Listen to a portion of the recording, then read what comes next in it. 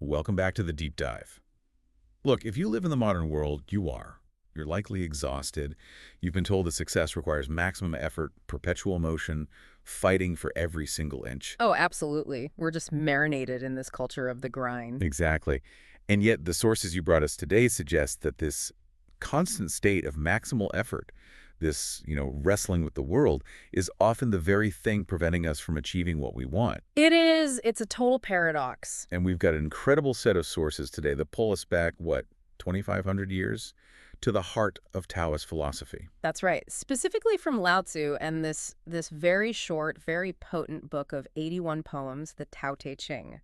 It's a foundational text that just offers such a radical alternative to our acceleration culture. So what's the core idea here? Well, Lao Tzu introduces the Tao the Way. And it's not a god or a specific moral code. It's more like the underlying effortless rhythm of the universe itself. Like gravity. Exactly like gravity, or the change of seasons. It's always there, it's always moving, but it's never straining. And our mission in this deep dive is to really extract the core operating principle of the Tao, which is this concept of Wu Wei.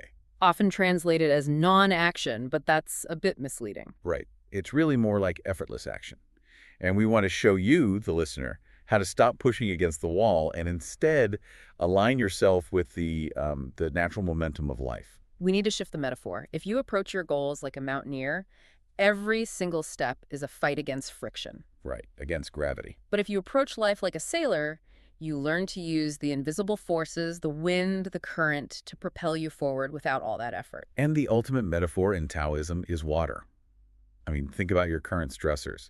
Are you trying to move a massive rock with your bare hands? Water doesn't do that. It doesn't fight the rock, it just flows around it. And over time, patiently, it wears the rock away. We are learning how to be the river, not the dam. That analogy sets the perfect stage. Yeah. Because it really challenges our bias that difficulty equals value. Yeah. So, okay, let's unpack this core paradox. When we first hear Wu Wei, our modern brain immediately translates it to, laziness. Passivity, procrastination. Yeah, we imagine sitting on the couch waiting for the universe to deliver a promotion or something. Which is precisely the common misconception. Wu Wei is not idleness. Yeah. It's activity that is perfectly harmonized with its environment. That's why we call it frictionless action. It's the difference between driving a car with the emergency brake on. And driving a car with perfect alignment. Exactly. You're still moving, but one requires vastly more energy. And to really solidify this idea, we have to turn to a story that's probably the most famous application of Wu Wei, the parable of Cookding. The butcher for Lord Wenhuia. It's from the Zhuangzi text. The scene is fascinating.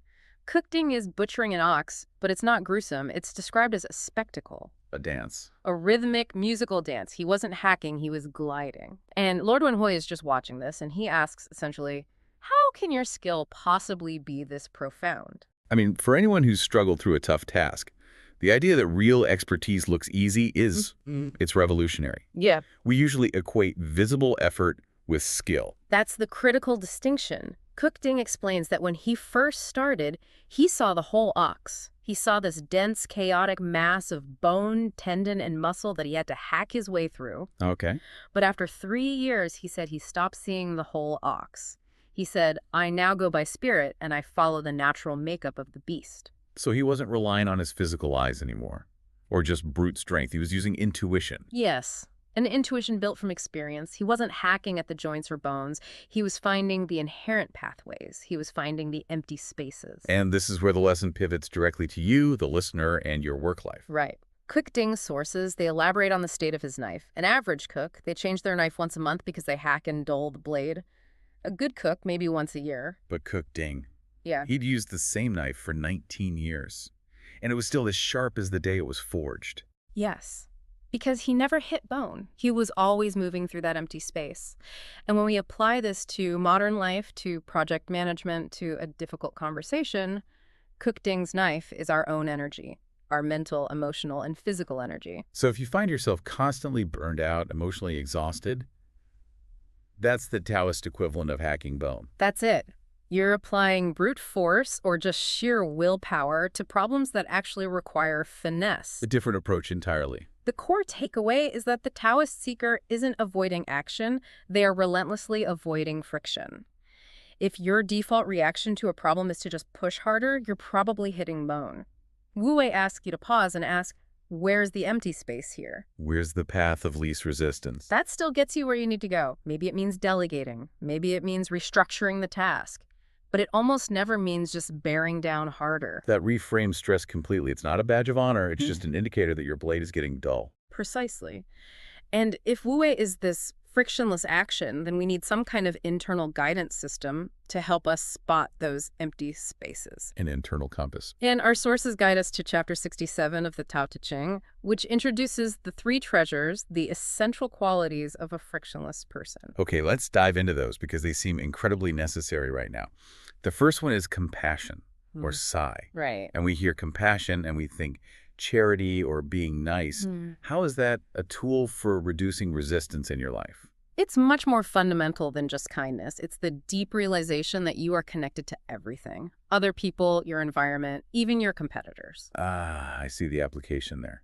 Yeah. If I really see a connection to my frustrating colleague, for instance, then I create no enemies. And if you create no enemies, I inherently reduce the conflict and the resistance in my life. I'm not spending all my energy protecting my flank. you've hit it. It's a self-defense mechanism. Friction is born from perceived separation, from hostility.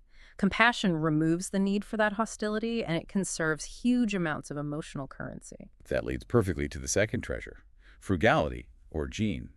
And this is about conserving energy, not just money. We're talking emotional and cognitive capital. Think of it in terms of decision fatigue. We live in a world that demands constant micro-decisions and micro-reactions. If you spend your morning arguing over minor details in an email or, overanalyzing a social media comment. You're spending that currency frivolously. You're draining your battery on the small stuff. Exactly. The frugal person saves their emotional bandwidth for the truly strategic moves, the ones that require that deep observation, like cookting, finding the empty spaces. If you're already at 5% capacity, you're just going to default to brute force when a real crisis hits. You'll hack at the bone. You will. Frugality gives you that reserve power to be subtle and responsive. Okay, now the third one is the real culture shock. Humility.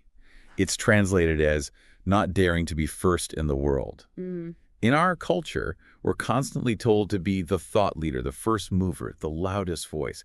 How can retreating from that possibly grant you influence? This is such a powerful challenge.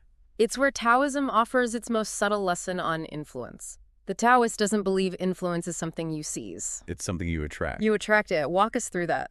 If you're constantly trying to assert dominance, to be first, you're immediately perceived as a threat. You invite opposition. That's the definition of friction. Okay. But the Taoist leader, they tend to stay in the background. They observe, they support, they synthesize. They become this quiet core of competence. They do. They become like the valley. The valley is the lowest point in the landscape. And because it occupies that humble position, all the water, all the resources and momentum naturally flows there. So by adopting that posture, you become a receptacle for opportunity and trust instead of a magnet for opposition. Your influence is given to you willingly. That's powerful. But it makes me think about identity. We spend so much time carving out a very defined professional brand, a title. We risk becoming too rigid to adapt. And that leads us perfectly to the next concept, pu, or the uncarved block. This is probably the most poetically simple idea in the whole philosophy. I love that image. A raw piece of wood. It hasn't been shaped into a table or a chair yet. And that simplicity is its power. A piece of uncarved wood, pu, holds infinite potential because it hasn't been constrained by a definition. When we try too hard to be a fixed something, a specific title, a specific role, we limit ourselves. This speaks so clearly to things like imposter syndrome or the fear of changing careers. If I spent 20 years carving myself into a highly specialized table and the world suddenly needs a beam. Your rigid identity snaps. That's the consequence of overcarving. The goal isn't to be directionless, but to maintain the essence of simple wood. You prepare for an unpredictable world by being simple and open, not by being rigid. So it's about focusing on your core capacity rather than your external form. Exactly. When a crisis hits, a market crash, a disruption, the company defined by its old product line struggles. The company that maintained its essence as a simple problem-solving engine, the wood, can pivot. It allows itself to be shaped by the moment's requirement. Instead of being bound by some rigid blueprint from years ago. Okay, this philosophical framework is incredible, but now we have to bring it to the listeners Monday morning. How do we start walking the way of water in, concrete, actionable steps? Right. We need to operationalize Wu Wei. Our sources point toward 3 core practices that directly apply these lessons. Let's start with the one that feels the most counterintuitive, especially for high achievers, the 70% rule. Operate at 70% capacity. In your exercise, your creative output, your workday planning. Which feels wrong. We're told to maximize every second. But look at the principle of rigidity again. If you're operating at 100%, you have no room for error, no room for observation. You are perpetually on the brink of snapping. That's guaranteed burnout. So that 30% gap isn't wasted space. It is strategic space. That 30% is your bandwidth to observe, to pivot, to handle an unforeseen shock. It's mental margin. I can relate to that.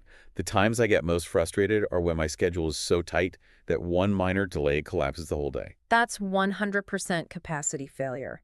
The 70% rule is how you intentionally create those empty spaces in your schedule and your mind. Okay, second practice.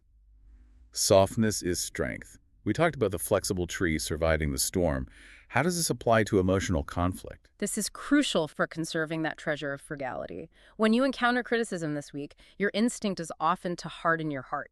You brace, you prepare a defense, you offer this solid wall of ego. And when the criticism hits that wall, the impact is painful. The energy just gets absorbed right into your system as stress. Exactly. Softness, being like water, is emotional non-resistance. You allow the criticism to pass through you without giving it a solid surface to strike. You don't ignore it. No, you don't ignore it. You listen for the kernel of truth, if there is one. But the emotional charge, the friction, it just disperses harmlessly. That's how water conserves its form while constantly adapting. That's a profound tool. And Finally, we synthesize it all with the most practical tool for decision-making, the Wu Wei pause. before you hit send on that passive-aggressive email, before you sign up for that 5th project, You stop, and you ask one crucial question. which is, Am I hacking at a bone, or am I finding the empty space? If the action requires sheer, desperate force, if it feels rushed, tense, like it's dulling your knife, it is not aligned with the Tao. You're hitting bone. and that pause, even for just 10 seconds, gives you the chance to recognize that friction and pivot. Instead of sending the email, maybe you pick up the phone. Exactly. You find the empty space. Instead of rushing the project, you delegate or defer. That ability to recognize friction and pivot away from it is the highest form of skill in Wu Wei. This has been a potent antidote to our modern acceleration. It's a philosophy that doesn't ask us to become superhuman, just more. More human, more responsive. Indeed. To synthesize it all, Taoism isn't a religion you join or a complex system you study for decades. It's a fundamental rhythm you discover. It's already there, beneath all the noise, but we have to tune into it by cultivating a bit of stillness, frugality, and humility. Stop rowing against the current. And start sailing. As you reflect on Cook-Ding moving through those empty spaces and on Pu, the uncarved block, I want to leave you with a final thought to chew on. We obsess over what things are, the defined form, the title, but consider the void. The most valuable part of a cup is the empty space inside it, its capacity to hold water. If you're constantly trying to define your external form, how much are you sacrificing that internal capacity? Reflect on that. The potential, the openness, that's your true strength.